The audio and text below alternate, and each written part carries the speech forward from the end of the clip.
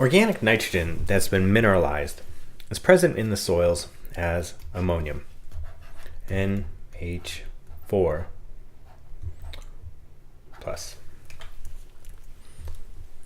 The net absorption or release of ammonium by microbes depends on their carbon status. So if you have a microbe in the soil and it has nitrogen inside of it, whether it releases ammonium into the soil or takes up ammonium depends essentially on how much carbon it has internal to how much nitrogen. Now, a few terms that you'll find in the book and we touched on earlier. The first is gross mineralization. So if this is your microbial pool right here, gross mineralization is going to be the production of ammonium without thinking about how much ammonium is then taken up by the microbes. So in a gross situation, how much ammonium per unit time is produced independent of how much is being taken up. Net mineralization is the accumulation over time of ammonium and nitrate from the microbial pool. So how much mineral nitrogen is there in soils after a given unit of time? So time passes and ammonium and nitrate will accumulate in soil independent of uptake from, say, plants. So cut off plant uptake and allow ammonium and nitrate to accumulate. How much of that accumulates? What's important to understand about gross mineralization and net mineralization is that these are still empirical measurements to a certain degree. If you have a microbe, then some of the nitrogen that it produces in mineral form, like ammonium, accumulates in the soil. Some of that cycles back. From a net perspective, we just want to know how much over a given unit of time is going to accumulate. From a gross perspective, sometimes it's more important to know how fast that nitrogen is cycling. So how much release and uptake is there in a given unit of time? Now you can have a situation where you have microbes, and when you look at the ammonium pool in a soil where there's no plant uptake, for example,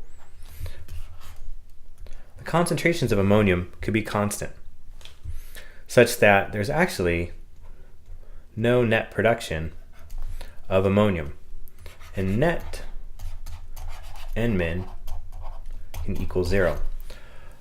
That doesn't mean that there's no cycling of nitrogen that's happening from the microbial pool, because there just might be a lot of gross mineralization. Some ammonium is released, but it's all being taken up.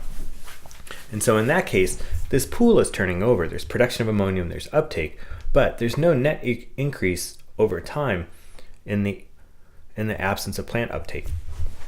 So this pool stays constant, but there's still a lot of cycling going on. So it's important when we're understanding the nitrogen cycle to understand, is nitrogen accumulating in the soil in excess of demand by the microbes, or is microbial demand high enough such that it's just cycling within the microbial pool?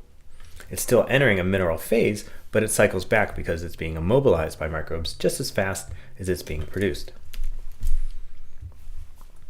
We know that amino acids have both carbon and nitrogen. And for microbes, when they take these up, they can use the carbon as a carbon source and the nitrogen as a nitrogen source. If the plants are relatively carbon limited, there's an excess of nitrogen present in the amino acids that they take up, for example. And in that case, N is going to accumulate within those microbes. Microbes tend to excrete the nitrogen if the concentrations get too high within their bodies. And that is one of the sources of mineralization. So a carbon-limited microbe is going to be a lot more likely to mineralize ammonium. When microbes are nitrogen-limited, they tend to mobilize N. So they take up amino acids that have both carbon and nitrogen, but if they have a lot more carbon within their bodies than they do nitrogen, then ammonium, for example, that's in soil solution is going to get taken up by the microbe itself. That leads to net immobilization. So they've got a lot of carbon and they're going to pull in nitrogen, generally mineral nitrogen, from the soil solution to balance out their stoichiometry, to have a balance of carbon and nitrogen. When nitrogen availability is relatively high, nitrogen mineralization is a pretty good estimate of supply to the plant. When it's low, it's relatively hard to measure. And we covered this briefly in this figure 9.7 of just showing that in a low nitrogen system, you can have a lot of DON production, and you can have gross mineralization, but really there's no net accumulation of nitrogen once you take away plant uptake. But it's only when you get into intermediate phases that it's going to correlate relatively well. So here the line is pretty flat, and here it goes up.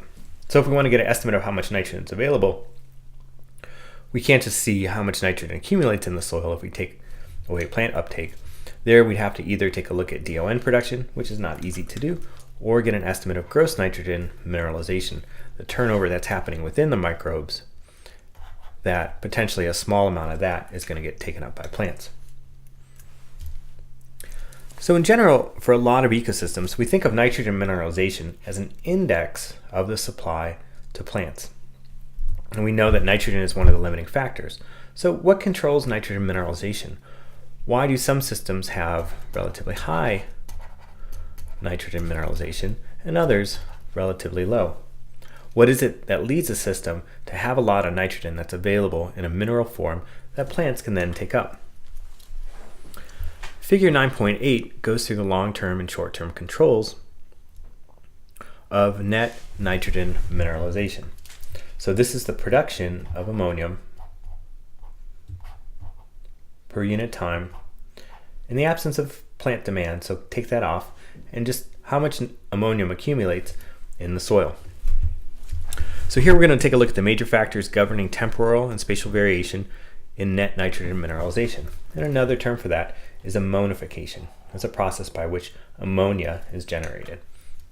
So net nitrogen mineralization, the direct controls, dissolved organic nitrogen, C to N, for example. And we know that if you have you need a lot of dissolved organic nitrogen to serve as a fuel source for microbes to generate mineral nitrogen. And if you have a high C to N, that generates a low amount of mineralization because immobilization is high. So essentially, lots of organic nitrogen, microbial C to N should be relatively low, and that's going to generate a lot of excess mineral nitrogen production. In addition, high temperatures and wet soils are also factors that increase the production of mineral nitrogen. If it's too cold or too dry, microbes aren't that active and they're not going to produce a lot of ammonia. If we take a step back, for example, and ask what are the indirect controls, so what factors are determining dissolved organic nitrogen in the soils and microbial C to N, part of that has to do with plant absorption of dissolved organic nitrogen. So if plants are absorbing a lot of DON, then there's going to be less DON available for microbes. In addition, you need a lot of litter, so a lot of plant production, which then gives you a lot of particulate organic nitrogen and a lot of dissolved organic nitrogen. And carbon quality should be relatively high. So if you have high quality carbon, that means you're going to have a lot of DON. Microbial C to N will be pretty high. So giving microbes high quality carbon in general increases the C to N ratio of the microbes, and that leads to lower ammonification. But also high carbon quality helps produce a lot of dissolved organic nitrogen. So this part's a little bit more neutral. If we take a step back, plant functional types and soil resources are important, and factors like climate, parent material, time, and biota have a lot of indirect effects that determine these indirect controls, as well as directly determining the environmental parameters that determine mineralization, such as temperature and water. All right, so when we think about this again, carbon quality is going to be important.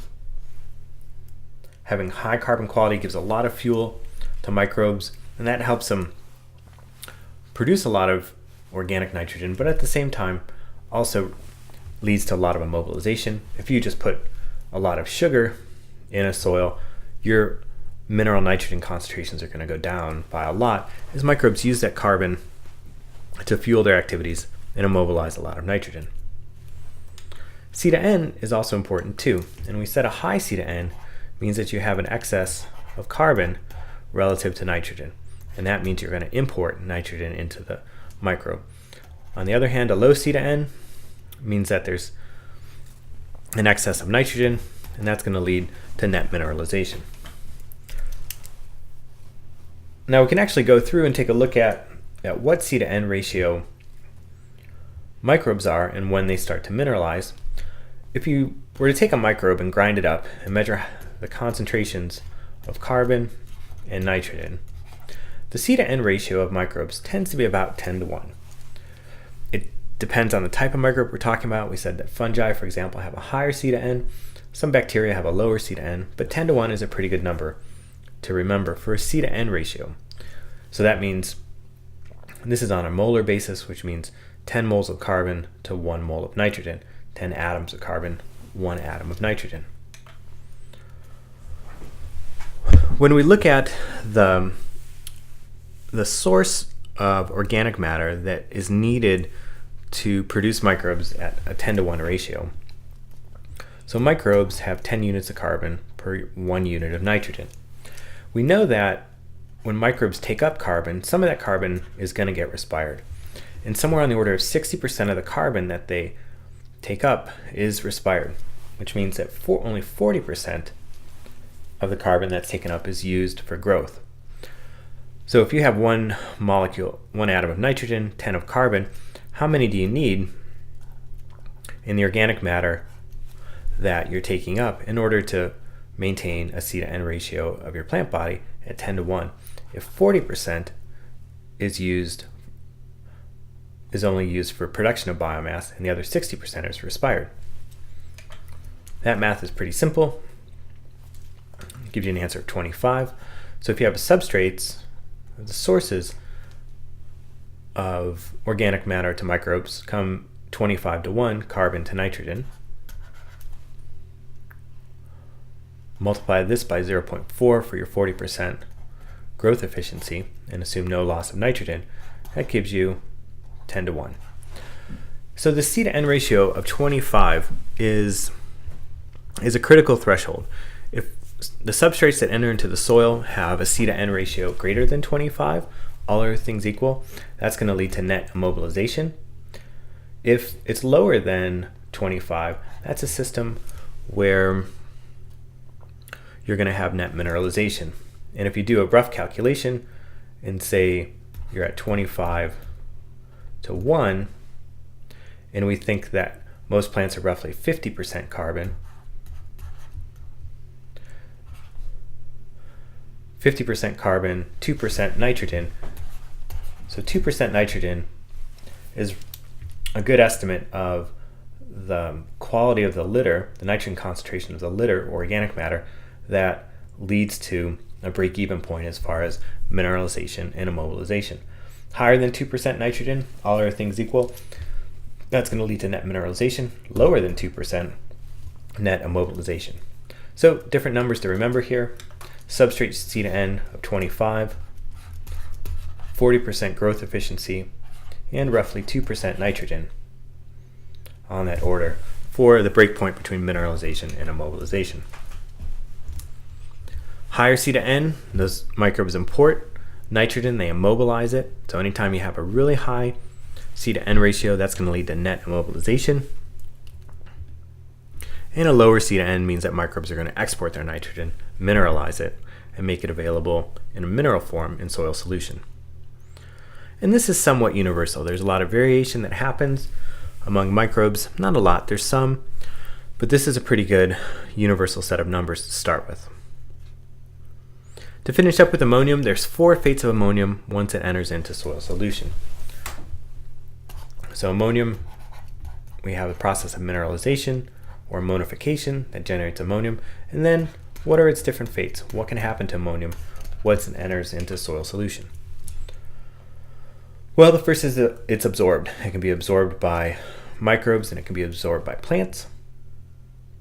The second, it can be adsorbed.